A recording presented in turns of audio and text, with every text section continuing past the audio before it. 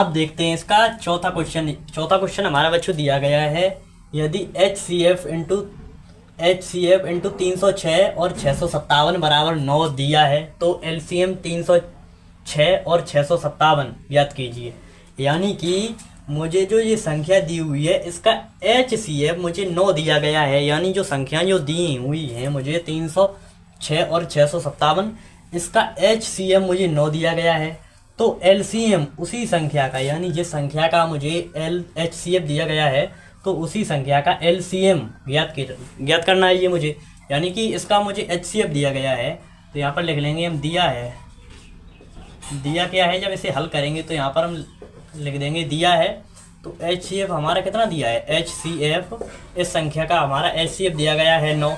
तो मुझे L C M इसका ज्ञात करना है। क्या ज्ञात करना है, एल सी एम ज्ञात करना है। तो आपको मैंने पहले बताया था कि जो दो संख्याएं दी जाती हैं तो उन दो संख्याओं का गुणनफल होता है, दो संख्याओं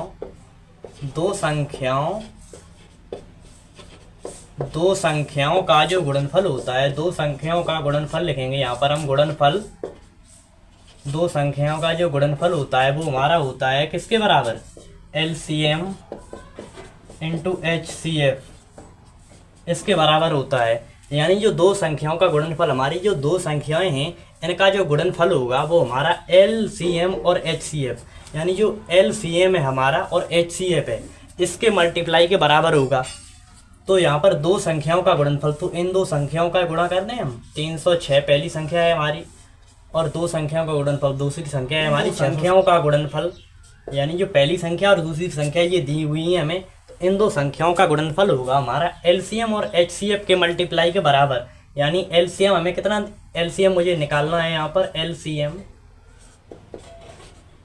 और हमें एचसीएफ यहाँ पर दिया गया है 9। ये दिया गया था एचसीएफ इंटू 306 और 657 बराबर 9। तो एचसीएफ हमारा कितना है, 9 है।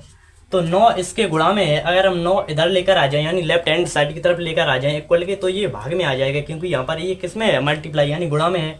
जब मल्टीप्लाई में है तब इक्वल के लेफ्ट हैंड साइड की तरफ ऐसे लेकर आएंगे तो ये डिवाइड में आ जाएगा। तो 306 इंटू 657 बट्टा में हो जाएगा हमारा 9। ये 9 है जो हमारा, ये बटे में आ जाएगा और यहाँ पर बचेगा केवल एलसीएम। यहाँ पर क्या बचेगा, केवल एलसीएम। अब इसे काट देते हैं। 9 से जब 306 को काटेंगे तो यहाँ पर हमारे कितने बचेंगे, केवल 34 बचेंगे, क्योंकि 9 से सबसे पहले हम 30 को काटेंगे तो 9 3 27 हो जाएंगे हमारे। अब यहाँ पर कितने बचे, 3 बचे, तो 3 यहाँ पर आ जाएंगे तो यहाँ 36 हो जाएंगे। और 9 6 को 36 होते हैं हमारे।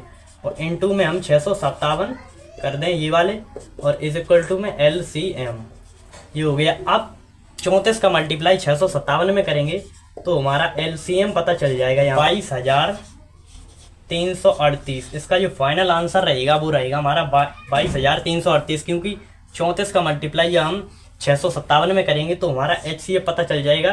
तो इसका जब मल्टीप्लाई करेंगे हम तो 22,338 आ जाएगा। तो यही हमारा पूछा गया था कि एलसीएम ज्ञात कीजिए इस संख्या का, एचसीएफ दिया गया था। यही होगा हमारा आंसर।